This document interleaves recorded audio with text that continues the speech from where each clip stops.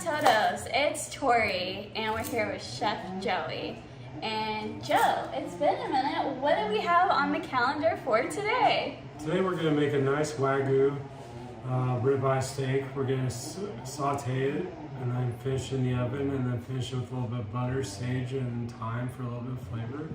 And then we're going to do some sweet potato, olive oil, mashed potatoes with it, and do a little citrus arugula salad with it.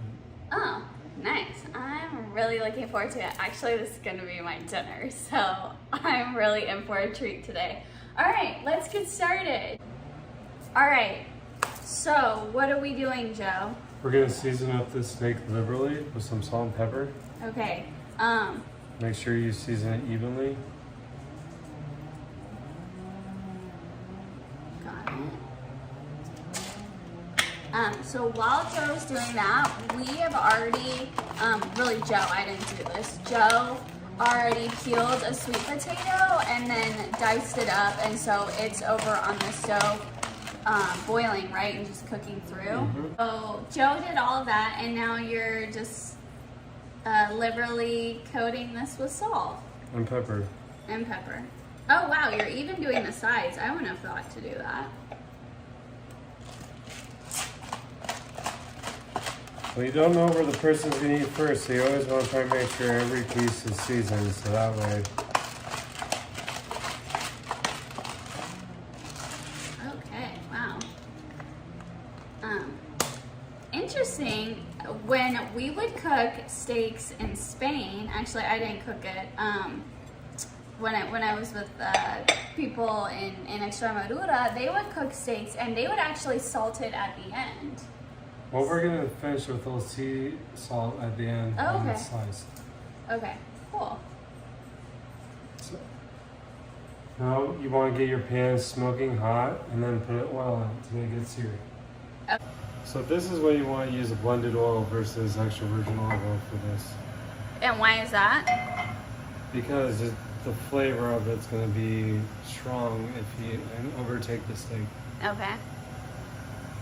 So, before we started filming, Joe actually had this pan already like heated up. So it was already on the stove and he had the burner going with the flame.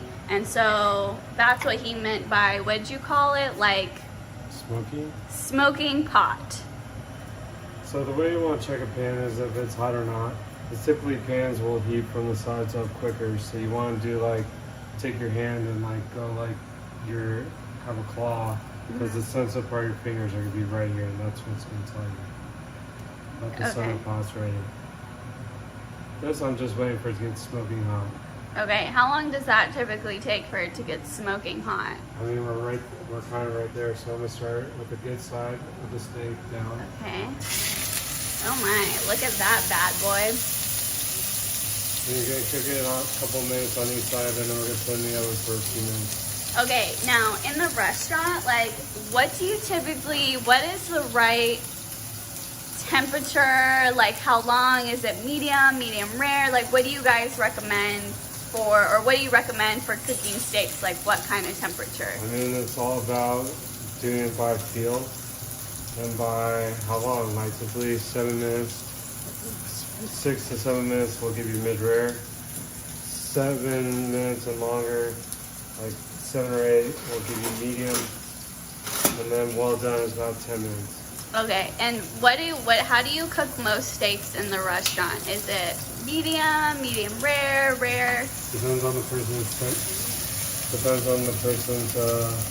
preference.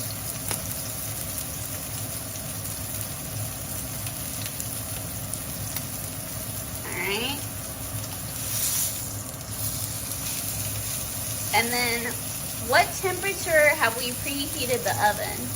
I have it cranked all the way. Oh. And then you'll just bring it down? Because it's going to give you more of a consistent cooking. Okay, gotcha. So if you're doing it on the grill, you can just do it on the grill. It's not bendable. Okay. So when will you flip this? In a minute. How do you know? You just are like, okay, I'm gonna cook this for like 3 minutes or something? No, you check the other side to see. And what are you looking for on the other side? Caramelization. So like all this right here? Okay, got it. And now we'll put in the oven. Wow, that was super fast. And just keep it cranked up? Yeah. So, my bad. I didn't buy the right potatoes, but I love sweet potatoes. So instead, we are now going to make mashed sweet potatoes. So it's kind of a win-win for me. So like I said, we already peeled this, diced it, and now these are really ready to go into the mash process. So Joe, what are we doing for this? We're going to strain the water out first. Oh my gosh, we're going on a field trip today. All right.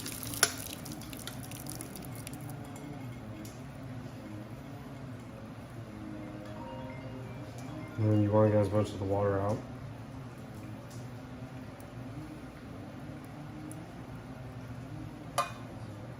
Okay. Now we're going back to the stove. Hi, Gatsby.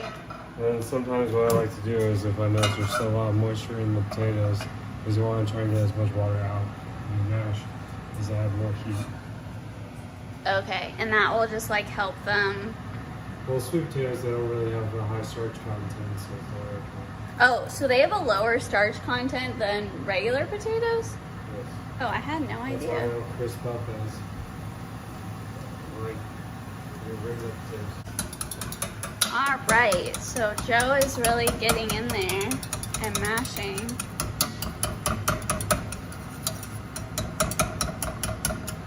And just so you guys know, we just took like what, one medium-sized sweet potato? Yes. I mean, it just depends on how many you're cooking for. Really, this is enough for 1 to 2 people. Like, this isn't for a big family or a medium-sized family.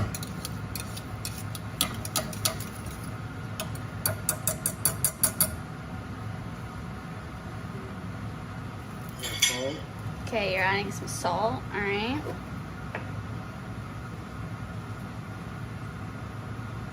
I'm making this dairy-free, so typically I would add creamy stuff, but we're gonna add a little bit of olive oil, extra virgin. Okay. Aqua et oleum olive oil right there. Who's excited? Me. Gatsby's excited too. He just came back into the kitchen. And then we're just gonna mix it up, as you can see. And then you got olive oil mashed potatoes right there. That's it. Yep, that's it. Oh wow, that's so easy. Guys, that was so easy. That literally took like 2 minutes. Yep. The hardest part, I think, is peeling the potato. Yeah, it could be. I don't know. That's my viewpoint. Yeah, that's it. Oh yeah. All right, guys. Okay, guys. So now I'm gonna taste this. I'm so excited. Oh my gosh, it's so good. So I'm getting the sweet potato, obviously, but I really feel like the earthiness and the spiciness from our extra virgin olive oil. So I'm actually really excited about this. This is gonna go really nicely with the steak. Okay, guys, don't want you to miss out on any of these updates. So we are checking on the steak. We just put the oven light on to see what was going on. So I don't know about you guys, but I like my steaks medium rare. Like, it's cooked enough, but then you also get the juiciness and it's very tender. How do you eat yours? Oh, I'll back up for you, Joe. All right. This is the moment of truth. Look at all of that goodness.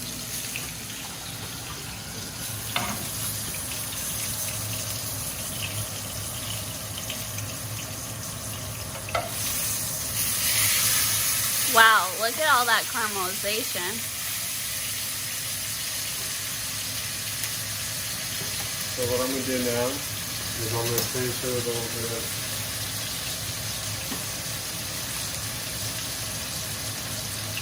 some garlic and sage in there and thyme.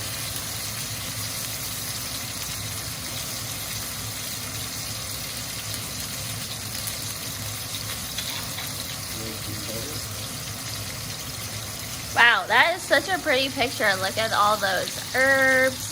We've got sage and thyme and then garlic and the butter.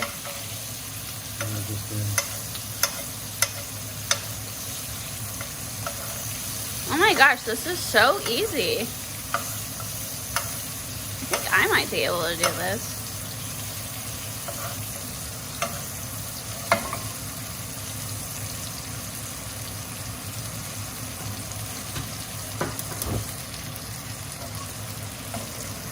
Okay, and this is on medium what heat? Or maybe it's not on medium heat. What? On medium heat. It's on medium heat? Okay. And you just like, what is this technique called? Basting. Okay, so you're just basting this until you have the desired amount of it, and the color looks nice and glossy. so all meats should rest, right? Yes, because we're going to continue cooking. I don't know, you did this for like a minute, right? You haven't even done this very long.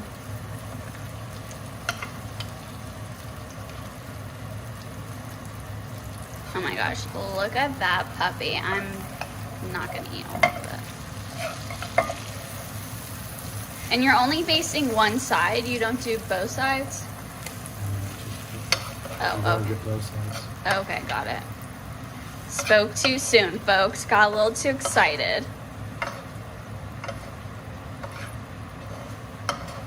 Oh my gosh, I'm so excited to put this in my belly later.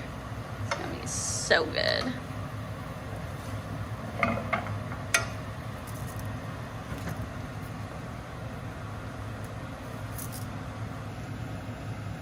Yeah, guys, close up on the steak is happening right now.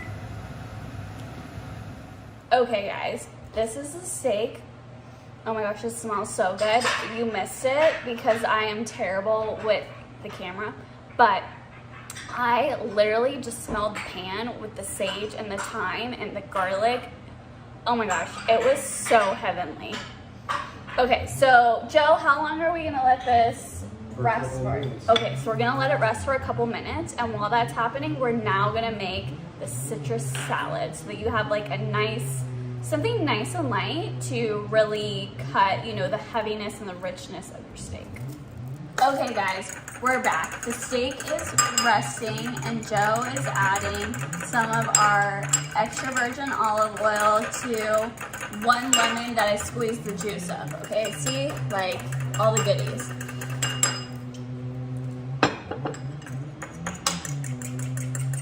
And then you're just mixing it together to make sure that it is cohesive. Like it's a little dressing. Okay, got it. So similar to the mixed salad dressing we did, but this just has Lemon juice. the lemon juice. Okay, so look at that. Like you've got at least two salad dressings that you can do.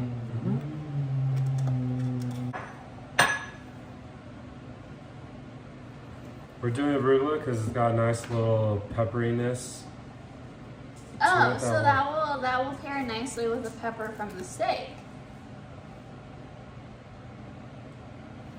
You only want to use a little bit. You don't want to do too much and make the salad overdressed. We're gonna toss it. Man, that's so simple. It was literally what? Just Arugula, salt, and lemon, and the olive oil. It's literally like 4 ingredients right there. so now we're gonna plate it in the dish. Okay.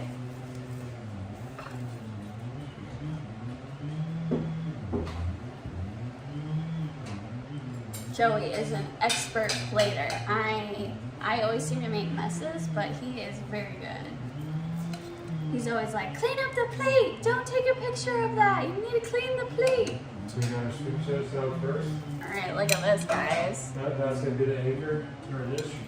Oh, sorry. Oops. Then we got a little bit of chives.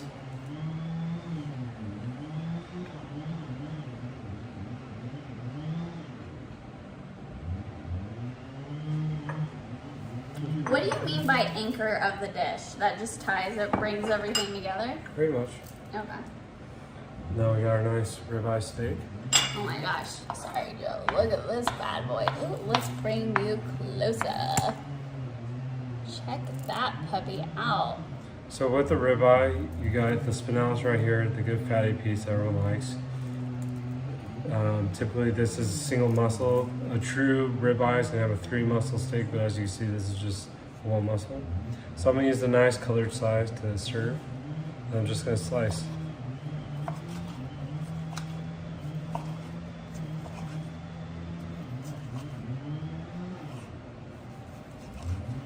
Then we're just gonna take a few pieces,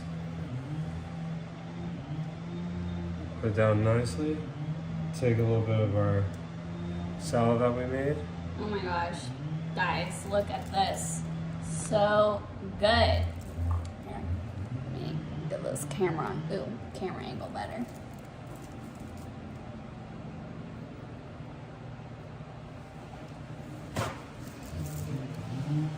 Oh my gosh, this smells so good. I'm so excited. Dinner's going to be amazing. We're gonna take, right here, we're gonna take a little bit of olive oil, finish on top of the steak.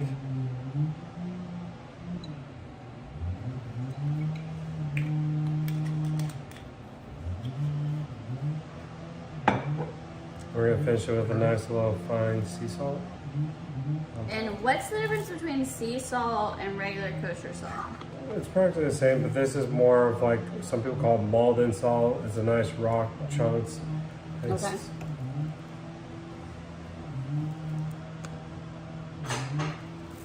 Well, there you have it. Like, look at this. You're not doing anything else, right? Look at this. This looks amazing. Like, I'm gonna turn the plate for you. I don't know. I feel like I'm a lazy Susan or something.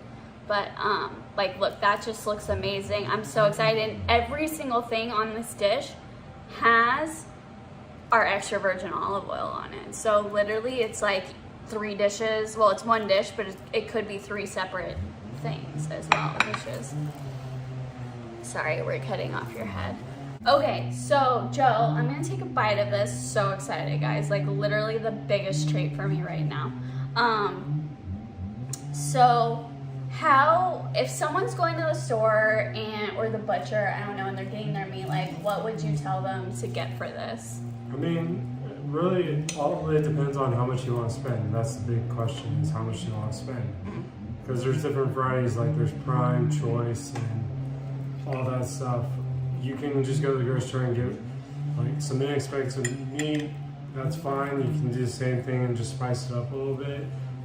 So what we have here is Wagyu, which is the top tier. That's gonna set you back a little bit. So if you want to do like a prime tenderloin or a choice tenderloin, choice ribeye, it really doesn't matter. It's what you can afford and what you want to do. Wow, this is so good. It's so good, guys. And like, what does Wagyu mean? Like, not a lot of fat? It's just like the type of... Wagyu is in the traditional Japanese style, like Kobe beef. Like, it's your top tier. The reason why they call it Wagyu is in the States and other places, it's not the same as Kobe, so they call it Wagyu, which is done in the same manner, which they are like massaging the cows, treating the cows very well.